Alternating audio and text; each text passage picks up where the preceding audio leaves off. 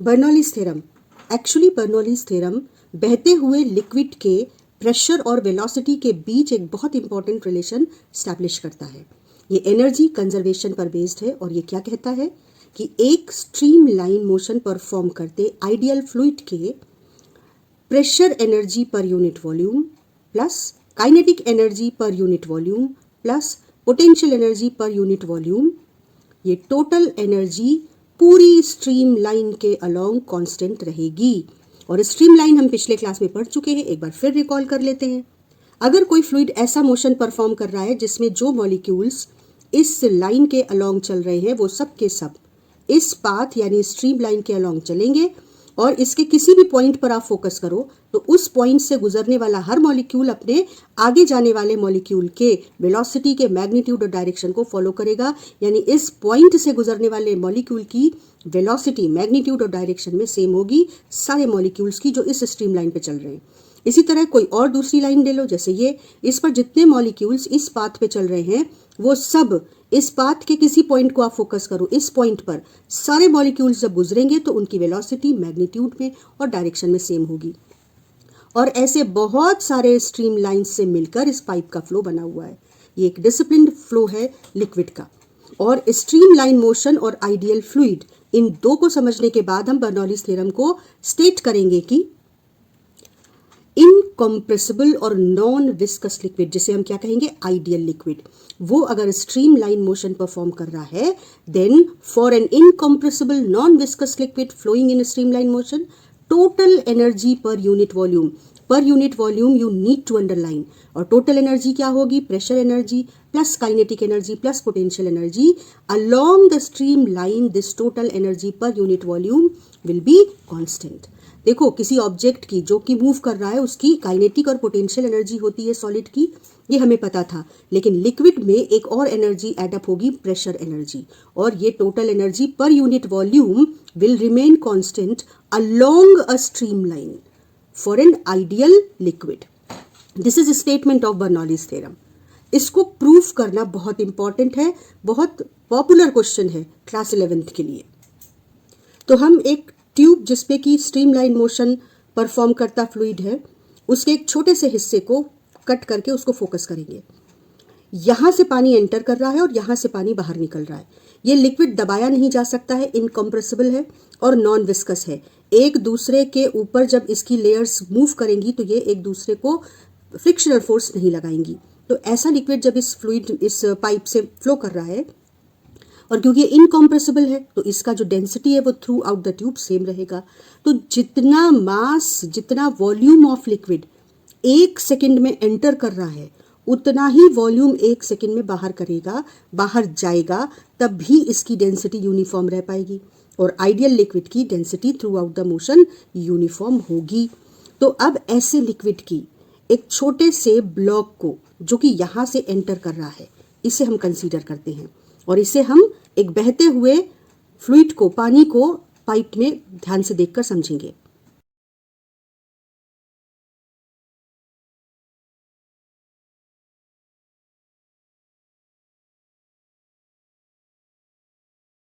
तो हमने देखा अभी कि जो ये ब्लॉक है ये यहाँ से एंटर हुआ पानी का और थोड़ी देर में ये बहता हुआ यहाँ से एग्जिट कर रहा है। तो हम 2 पॉइंट पर इस ब्लॉक को कंसीडर करेंगे, एंटर पॉइंट पर और एग्जिट पॉइंट पर। एंटर पॉइंट पर इसकी वेलोसिटी v1 है, जो प्रेशर पानी का इसके पीछे से इसको अंदर की ओर फोर्स कर रहा है जाने के लिए वो p1 है, और इस पार्ट का जो क्रॉस सेक्शनल एरिया है वो a1 है। और इसी तरह से यहाँ पर इसकी वेलोसिटी जब ये निकल रहा है तो v2 है, इस पार्ट का क्रॉस सेक्शनल एरिया a2 है, और ये जिस पानी को अपने आगे प्रेशर लगाकर, फोर्स लगाकर धक्का दे रहा है बाहर निकलने के लिए, अपना रास्ता बनाने के लिए, वो प्रेशर p2 है। तो अब इन 2 पॉइंट्स पर इसकी एनर्जी लिखते हैं। यहाँ पर इसकी काइनेटिक एनर्जी है हाफ mv1²। इसकी पोटेंशियल एनर्जी अगर ये h1 हाइट पर है तो क्या हो जाएगी mgh1। यहाँ पर इसकी वेलोसिटी क्या हो जाएगी, काइनेटिक एनर्जी हाफ mv2², और यहाँ पर इसकी पोटेंशियल एनर्जी क्या हो जाएगी mgh2। ठीक, तो हमें पता चल रहा है कि काइनेटिक एनर्जी यहाँ से यहाँ पहुँचते हुए बदल गई, पोटेंशियल एनर्जी यहाँ से यहाँ पहुँचते हुए बदल गई। ये ब्लॉक वही है जो यहाँ था, वो t टाइम के बाद यहाँ पहुँचा है, ये ध्यान रखना है हमको। तो अब यहां पर काइनेटिक एनर्जी में कितना चेंज आया, half m v two square final energy minus initial energy. Potential energy में कितना चेंज आया, m g h two minus m g h one final energy minus initial energy. अब ये एनर्जी में change तभी आ सकता है जब इस लिक्विड ब्लॉक पर कुछ काम हुआ हो या इस लिक्विड ब्लॉक ने खुद काम करके एनर्जी खोई हो, तभी एनर्जी में चेंज हो सकता है।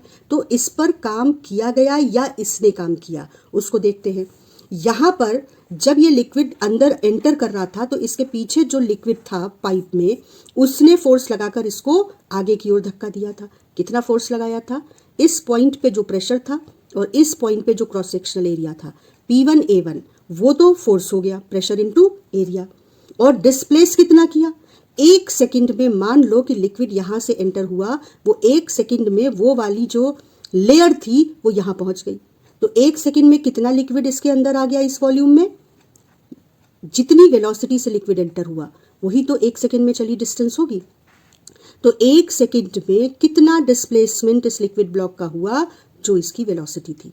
Distance displacement travelled in 1 second is v1। तो फोर्स इनटू डिस्प्लेसमेंट, ये हो गया work done by the liquid behind this block on this block. तो सबसे पहले हमने लिखा कि इस ब्लॉक पर पीछे के लिक्विड ने कितना काम किया, P1 A1 फोर्स हो गया और डिस्प्लेसमेंट 1 सेकंड में हो गया v1। अब ये जब एग्जिट करेगा यहां पर, तो एग्जिट करते समय इसको काम करना पड़ेगा अपने आगे वाले फ्लूइड पर। तो ये कितना फोर्स लगाएगा, V2 into this area A2। और ये 1 सेकंड में कितना डिस्प्लेस हो जाएगा आगे, 1 सेकंड में इसकी वेलोसिटी अगर V2 है तो V2 ही तो 1 सेकंड में चला डिस्प्लेसमेंट है। तो इसने अपने आगे वाले पर फोर्स लगाया P2 A2 और कितना डिस्प्लेसमेंट पैदा किया, V2। तो इसने कितना काम किया अपने आगे वाले लिक्विड पर, फोर्स इनटू डिस्प्लेसमेंट। तो यहां इस पर काम हुआ, यहां इसने काम किया। तो net work done on this block is work done on the block minus work done by this block of the liquid we considered. तो work done, net work done on the block will be work done by the block minus work done on the block minus work done by the block. इसको, ये जो काम हुआ इसी ने energy में ये चेंज लाया। तो change in energy of this liquid block is net work done on the liquid. और अब हम इस इक्वेशन को फाइनली लिखेंगे, ये है नेट वर्क डन और ये है चेंज इन काइनेटिक एनर्जी, ये है चेंज इन पोटेंशियल एनर्जी। अब मास की जगह पर हम एक्चुअली कंसीडर कर रहे हैं volume entering per second, volume exiting per second. तो मास की जगह हम लिख सकते हैं डेंसिटी इनटू वॉल्यूम। तो डेंसिटी इनटू वॉल्यूम का मतलब हो गया, वॉल्यूम मतलब क्रॉस सेक्शनल एरिया, और 1 सेकंड में कितना वॉल्यूम एंटर कर रहा है, कितनी डिस्टेंस तक एंटर कर रही है पानी, V2 डिस्टेंस 1 सेकंड में चल रहा है। तो V2 डिस्टेंस ही ट्यूब में एंटर करने के बाद 1 सेकंड में आगे बढ़ जाएगा। तो cross sectional area A2 into V2 इस ब्लॉक के वॉल्यूम को देगा। ये वॉल्यूम शेडेड वॉल्यूम A1 और V1, 1 सेकंड में कितना वॉल्यूम एंटर कर रहा है, A1 इंटू V1 बता रहा है। और 1 सेकंड में कितना वॉल्यूम एग्जिट कर रहा है, वो A2 इंटू V2। जो पानी यहाँ आया वो 1 सेकंड में इतना डिस्टेंस आगे बढ़ गया, तो ये वॉल्यूम वो है जो 1 सेकंड में बाहर निकल जाएगा। तो वॉल्यूम एग्जिटेड और वॉल्यूम एंटर्ड, ठीक, A1 V1 A2 V2। तो हमने कहा कि कितना मास 1 सेकंड में एंटर कर रहा है, डेंसिटी इंटू वॉल्यूम। कितना मास 1 सेकंड में एग्जिट कर रहा है, डेंसिटी इंटू वॉल्यूम। ये मास एग्जिट कर रहा है, ये मास एंटर कर रहा है। मास की जगह हमने डेंसिटी इंटू वॉल्यूम हर जगह पर सब्स्टिट्यूट कर दिया। अब यहाँ भी देखो A1 V1 A2 V2 है और यहाँ भी ये टर्म्स हैं। अब हमें इक्वेशन ऑफ कॉन्टिन्यूटी से पता है कि A1 V1 यानी volume entering per second is equal to volume exiting per second. तो A1 V1 और A2 V2 इक्वल हैं, तो पूरी इक्वेशन से ये कैंसिल हो गया। आपके पास बचा लेफ्ट हैंड साइड में P1 माइनस V2 और राइट हैंड साइड में बचा half rho V2 square minus half rho V1 square plus रो GH2 माइनस रो GH1। जो 1 सबस्क्रिप्ट वाले थे वो सारे टर्म्स लेफ्ट साइड में ले आए और 2 सबस्क्रिप्ट वाले राइट साइड में ले आए। तो देखो पॉइंट नंबर 1 पे टोटल एनर्जी ये मिल गई। ये क्या है, प्रेशर एनर्जी, काइनेटिक एनर्जी और potential energy per unit volume.